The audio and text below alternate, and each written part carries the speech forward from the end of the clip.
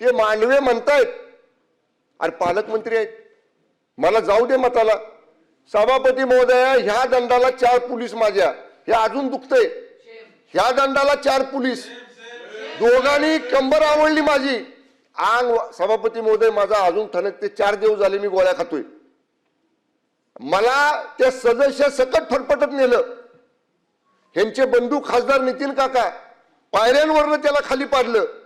ह्यानाही ढकलत एका खोलीत नेऊन तिकडे ढकललं बाजूला. सभापती महोदय, काय 100 पोलीस साध्या वेशातले 4थ्या माळ्यावर, म्हणजे ही मोगलाई आहे का?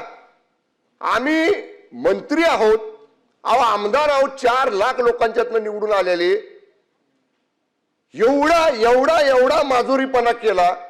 त्या गोंधळात सभापती महोदया काय लागलं मला माहित नाही. माझ्या शर्टावर रक्त, जे सदस्य माझ्या बरोबर होते संदीप मांडवे त्यांच्या शर्टावर रक्त. माझ्या बॉडीगार्डच्या लक्षात आल्यावर त्यानं रुमाल काढून मला दिला. मी दाबून धरलो थोडा वेळ. तोपर्यंत आमच्या दोन्ही सदस्याला पोलीस पळवत घेऊन गेले. सभागृहातून नेलं का तुमच्या?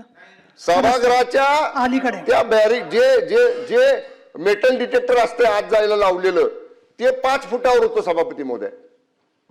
मला एकच म्हणायचे सभापती महोदय, ह्या पोलिसांचं, आमची पार्टी मिटिंग होती तिथं 2000 आमचे कार्यकर्ते होते, तिथं धाडस झालं नाही. 4थ्या माळ्यावर भाजपचे सगळे कार्यकर्ते होते. भाजपचे 50 कार्यकर्ते तिथं, आमचा एक बी कार्यकर्ता सोडला नाही. आम्ही 4घच, हे मान्य मकरंद पाटील साहेब, मी, शशिकांत शिंदे आणि खासदार नितीन काका, आम्ही 4घच होतो. मला आजही रेकॉर्डवर आणायचंय. तुम्ही 100 पोलीस होताना 10 कार्यकर्ते आमचे शिवसेनेचे राष्ट्रवादीचे वर येऊ द्यायला पाहिजे होते. कसं तुम्ही घेऊन जाता ते बघितलं असतं आम्ही. थांबायचं नाही ते बरोबर नाही सभापती महोदय. न्याय द्या आम्हाला, न्याय. आम्ही कोणाकडे न्याय मागायचा? इथं आपल्याकडे मागणार आणि खाली मान्य अध्यक्षांकडे मागणार. त्यामुळे माझी विनंती आहे, तो एसपी जो वागलाय ना सभापती महोदय, पूर्ण एखाद्या घरगाड्यासारखा वागलाय. त्यामुळे आपण, माझी विनंती आहे, त्याला तात्काळ निलंबित करा, बडतर्फ करा सेवेतनं. आज त्याची निवृत्त हायकोर्ट जज मार्फत त्याची चौकशी करा. हा अन्याय आम्ही सहन करणार नाही.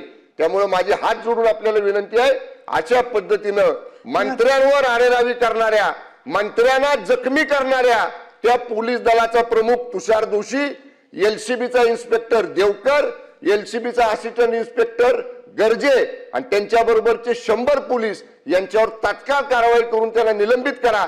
एवढीच हात जोडून सभापती महोदय आपल्याला विनंती आहे. अतिशय गंभीर प्रकार आहे. परंतु नाही, 1 मिनिट, मला माझा निर्णय यासाठी सांगायचा आहे आधी, की ही जी घटना घडली त्याची माहिती वृत्तपत्रातून आली, तेवढ्यावरतीच मी थांबले नाहीये.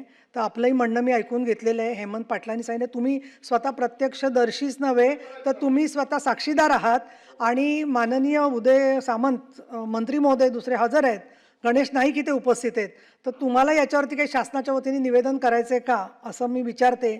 पण निवेदन करायचं नसेल तर या ठिकाणी असणारी पदावरची व्यक्ती, म्हणजे मी उपसभापती आहे, तर मी आज आत्ताच्या आत्ता साताऱ्याचे पोलीस अधीक्षक आणि संबंधित ज्यांनी मतदारांना, देवकर आणि तुम्ही जे म्हणतात, हे पहा, या सभागृहामध्ये आमदार सांगतात ते खरं मानलं जातं, तर मंत्री सांगतायत म्हटल्यावर ते खरंच मानलं पाहिजे. हा आत्तापर्यंतचा प्रघात आहे. 1. दुसरं, एवढी घटना घडल्यावर सरकारकडून कालच चौकशीचे आदेश जायला हवे होते, ते काही कारणाने गेलेले नाही आहेत. आज पहिला दिवस आहे सुट्टीनंतरचा. तर ताबडतोब साताऱ्याचे पोलीस अधीक्षक आणि संबंधित ज्यांनी लोकांना ढकलाढकली केली, जखमी केलेलं आहे आणि महत्त्वाचं म्हणजे मतदानाच्या प्रक्रियेपासून वंचित ठेवलेलं आहे, त्यांचं सरकारने निलंबन करावं असे मी निर्देश देत आहे. आता याच्यानंतर बोला पुढे काय असेल तर. चालेल,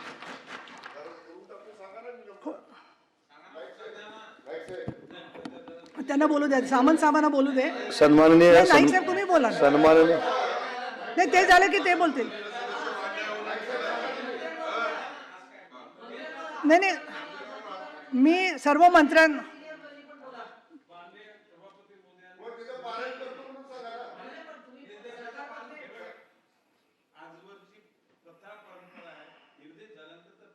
हा, पण ते उभं राहून सांगायचं असतं नाईक साहेब. काय घडलं ह्याचं विवेचन सन्माननीय सर्व सदस्यांनी सांगितलेलं आहे. आता आपण निर्देश दिलेले आहेत, त्यामध्ये बाब असे की ज्या आजवरच्या सभागृहाच्या प्रथा परंपरेप्रमाणे ज्या निर्देशाचं जे काय होईल त्या पद्धतीने व्हावं असं माझं म्हणणं आहे.